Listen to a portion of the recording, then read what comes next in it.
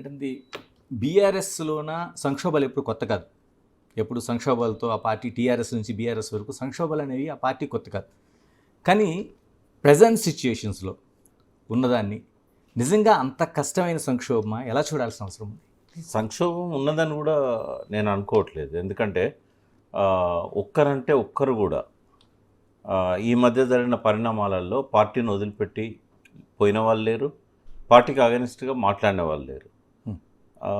ఇప్పుడున్న సిచ్యువేషన్లో క్యాడర్కి అందరికీ నాయకులకు క్యాడర్కు కొంతమంది కేసీఆర్ పట్ల లోపల అంతర్గతంగా కోపాలు ఉన్నా కూడా వాళ్ళ రాజకీయ భవిష్యత్తు కోసం బీఆర్ఎస్ని అడ్డుపెట్టుకొని ఉంటేనే బాగుంటుందేమో, వచ్చే 2-3 సంవత్సరాల్లో పార్టీకి మళ్ళీ ఫ్యూచర్ వస్తుంది అనే ఒక నమ్మకంతో ఉన్నారు తప్ప ఎవరు పార్టీని వదిలిపెట్టాలనే ఆలోచనలో ఉన్నట్టు కానీ పార్టీకి వ్యతిరేకంగా విమర్శలు చేసే ఆ ధైర్యాన్ని ప్రదర్శిస్తున్న వాళ్ళు కానీ ఎవరు కనబడట్లేదు. సంక్షోభం అన్నప్పుడు ఖచ్చితంగా అటువంటి పరిస్థితి కనబడాలి. ఇప్పుడు ఈవెన్ హరీష్ రావు గారి మీద ఆరోపణలు వచ్చినా కూడా ఆయన కూడా దాన్ని లైట్ తీసుకున్నాడు. ఎవరు కూడా దాని మీద పెద్దగా స్పందిస్తున్నట్టు కూడా మనకు కనబడట్లేదు, జస్ట్ ఇగ్నోర్ చేస్తుండ్రు అనిపిస్తుంది. అంటే చాలా పెద్ద సంఘటన, ఎందుకంటే ప్రపంచంలో కూడా నాకు కనబడలేదు ఒక నాయకుడు తన కూతుర్ని పార్టీలోని సస్పెండ్ చేయడం అనేది చరిత్రలోనే మొదటిసారి. అయినా కూడా పెద్దగా స్పందన లేదు, అంతా చల్లారినట్టే కనబడతా ఉంది వాతావరణం. ఎందుకు ప్రకాష్ గారు నేను అంటుంది స్ట్రైట్గా అడుగుతున్నాను. ప్రపంచంలోని దేశ రాజకీయాలను దాటి బయటకు వెళ్తే ప్రపంచంలోని ఒక తండ్రి కూతుర్ని బయటికి పార్టీ నుంచి బహిష్కరించి దాఖలాలు మనకు లేవు. అలాంటి ఘటన జరిగినప్పుడు దాని ఒక పార్టీలో సంక్షోభంగా ఎందుకు అనుకోకూడదు? దాని పరిణామాలు ఉంటాయని ఎందుకు అనుకోకూడదు? ఉంటే ఇప్పుడు 10-15 రోజులు అయింది కదా, బయటపడాల్సిందే కదా, బయటకు రావాలి. దానికి అడ్వర్స్గా తనతో ఉన్న వాళ్ళు కూడా బయటకు వచ్చిన పరిస్థితి కనబడుతూ ఉంది. తర్వాత అంతకుముందు తను మీటింగ్స్ పెట్టినప్పుడు ఏ ఇష్యూ మీద మీటింగ్ పెట్టినా కూడా కొంతమంది మాలాంటి వాళ్ళం కానీ ఆ పార్టీలో ఉన్న కొంతమంది పెద్దలు కానీ అటెండ్ అయ్యేవాళ్ళు, పరోక్షంగానో ప్రత్యక్షంగానో కనబడేవాళ్ళు. ఇప్పుడు అటువంటి సీన్ కూడా లేదు. అటు పోవడానికి దడుచుకుంటున్నట్టు కనబడతా ఉంది. ఆ ఇంటి వైపు కానీ ఆమె పక్కన ఎక్కడన్నా కనబడాలంటే కూడా కొంత అది భయపడుతున్న పరిస్థితి కనబడతా ఉంది. అంటే భయపడుతున్నారా, భయపెడుతున్నారా? రెండు ఉంటాయి. భయపెట్టడం అనేది జరగదు, కానీ వాళ్ళకే సంకోచం అనేది ఉంటుంది వాళ్ళ లోపల. ఎందుకంటే మన భవిష్యత్తు ఎక్కడ బుగ్గిపాలవుతుందో అటు పోయినట్టయితే మంచిగా ఉంది కదా పార్టీతో ఉందాము. ఇప్పుడు అవతల వ్యక్తి పవర్ఫుల్ కనబడితే మీరు అన్నట్టు సంక్షోభం వస్తుంది. అక్కడ పవర్ఫుల్ కనబడతలేదు. అది ఇంతకాలం కూడా నేను అనుకున్నది ఏంటంటే డాటర్గా ఆమెకు ఆ రెస్పెక్ట్ దొరికింది కాబట్టి ఒకసారి తండ్రే తనను బహిష్కరించినప్పుడు ఆ రెస్పెక్ట్ ఉండదు కదా ఇంకా. అంటే మన దేశ రాజకీయాల్లో చాలాసార్లు చూసాం, ఇలాగ కొడుకులు కావచ్చు కూతుళ్ళు కావచ్చు బయటకు వచ్చినప్పుడు సైమల్టేనియస్గా రాజకీయాల్లో ఉన్నప్పుడు వాటిని వాళ్ళు చాలా ప్రభావితం చేసిన దాఖలా మనకు చాలా ఉన్నాయి. ఆమె ఎప్పుడు ఎక్స్పెక్ట్ చేయలేదు, ఇట్లాంటి సిచ్యువేషన్ వస్తుందని. పార్టీలో తను లాబింగ్ చేసుకోవడం కానీ గ్రూప్స్ మెయింటైన్ చేయడం కానీ ఇట్లాంటివి తను ఏం చేయలేదు. అట్లా చేసి ఉంటే డెఫినెట్గా ఈ సంక్షోభం లాగానే వచ్చేది. ఆమె ఎప్పుడు తన కార్యక్రమాలకు తను పరిమితం అయిపోయారు తప్ప పార్టీలో చీల్చాలనే ఆలోచన లేదు, పార్టీలో గ్రూపులను తయారు చేసుకోవాలనే ఆలోచన కూడా ఉన్నట్టు కనబడదు మనకు. నేను చూసినంత వరకు ఏంటంటే ఎప్పుడు అటువంటి డివిజన్కి ఆమె ప్రయత్నం చేయలే, ఆమె ఎక్స్పెక్ట్ కూడా చేసి ఉండదు ఇట్లాంటి పరిణామాలు వస్తాయని కూడా ఊహించి ఉండకపోవచ్చు. ప్రకాష్, మీరు టీఆర్ఎస్ పార్టీ కావచ్చు లేదా కుటుంబం కావచ్చు చాలా దగ్గర నుంచి చూసిన వ్యక్తి, మీరు అంటున్నట్టు సంక్షోభం కాదు కానీ ఎందుకు ఇలా వీధిని పడిన తర్వాత ప్రధానమైన కారణం ఏమనుకోవాలి? అంటే కుటుంబంలో సంక్షోభం ఉంది, పార్టీలో అది కనబడతలేదు కానీ కుటుంబంలో ఉంది సంక్షోభం. ఎందుకంటే ఎవరికి ఆనందం కలిగించే సంఘటన కాదు అది. ఒక తండ్రి ఎంత బాధపడి ఉంటాడు, తన చేతులతో పెంచిన బిడ్డ, రాజకీయంగా కూడా ఆ భవిష్యత్తు తను ఇచ్చాడు. సరే ప్రజలు ఆమెను ఓడించినా కూడా మళ్ళీ ఎమ్మెల్సీగా ఆమెను గౌరవించాడు.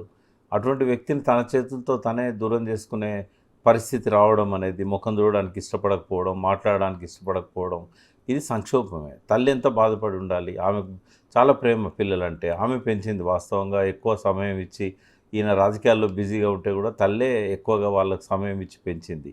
ఉంటుంది అది డెఫినెట్గా కుటుంబంలో అయితే ఆ బాధ ఉంటుంది, ఆ సంక్షోభం ఉంటుంది. రాజకీయం మీద దాని ప్రభావం తక్కువగా ఉండొచ్చు అని నేను అనుకుంటున్నాను. అంటే చాలా వరకు మనకు వస్తున్న అనేక వార్తల్లో కావచ్చు, కేటీఆర్కి హరీష్ రావుకి మధ్య చాలా వరకు వైరుధ్యాలు అనేది అటు వార్తలు కావచ్చు, విశ్లేషణలు కావచ్చు. వీటన్నిటిని ఇప్పుడు కవిత ఇష్యూ తర్వాత వీళ్ళిద్దరి మధ్య బాండింగ్ పెరిగే అవకాశం ఉందంటారు? అంటే బయట ప్రచారం అవుతున్నట్టుగా వాళ్ళ మధ్య అంత డివిజన్ అయితే నేను చూడలేదు ఎప్పుడు. ఇద్దరికి నేను సన్నిహితుడినే.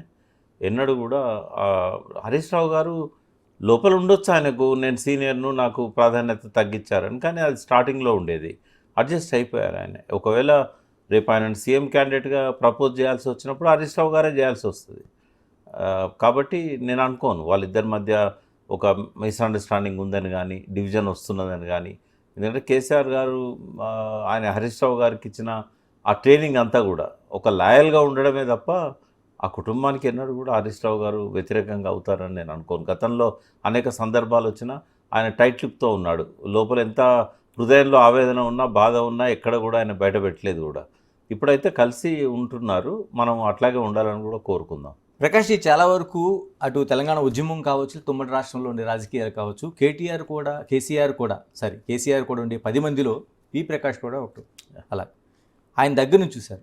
అంటే అటు ఉమ్మడి రాష్ట్రంలో ఉండే సమస్యలు కావచ్చు, తెలంగాణ ఆవిర్భావం కావచ్చు, లేకపోతే పార్టీలో ఉండే సమస్యలను కావచ్చు, ఇన్ని చక్కబెట్టుకోగలిగిన కేసీఆర్ ఈ రోజున కుటుంబ సమస్యను ఎందుకు పరిష్కరించుకోలేపారంటే, కొన్ని సమస్యలను మొగ్గలోనే మనము దాన్ని తుంచేయకపోతే అవి క్యాన్సర్ లాగా పరిణమిస్తాయి.